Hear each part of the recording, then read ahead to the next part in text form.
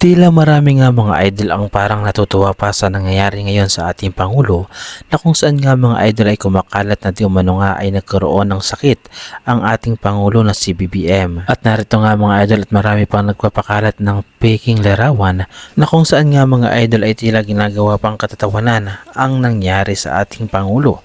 At ang peking larawan ito nga mga idol ay nagpapakita ng walang galang at pagrespeto sa ating Pangulo, na imbis nga mga idol na ipagdasal at maawa sa kalagayan ng ating Pangulo kung totoo man na mayroong sakit ang ating Pangulo, ay ginagawan pa ng mga larawan na katulad nito na kung saan ay makikita natin nga mga idol na naka-oxygen ang ating Pangulo. Subalit ang lahat ng ito nga mga idol ay tila tinatawanan na lamang ng ating Pangulo at tila nagpahaging pa ang ating Pangulo sa mga tao na talaga namang walang humpay ang paninira sa kanya at tila ipinagdarasal pa di umano siya na mamatay na.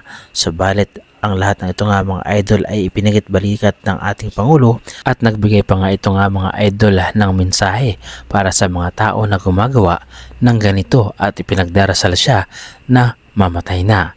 At narito nga mga idol ang video na kung saan ay tinawanan na lamang ng Pangulo ang mga tao na gumagawa ng mga kabastusan na ito. At narito nga mga idol ang video. Inaantay na ako mamatay. Huwag kayong excited. Nasumog na naman ang pagka-excited ninyo. Andito pa ako. I'm running the government. We're doing everything that needs to be done. Walang patid ang trabaho ng gobyerno. Ano ang masasabi ninyo mga idol sa reaction video na ito? At anong inyong opinion na patungkol dito?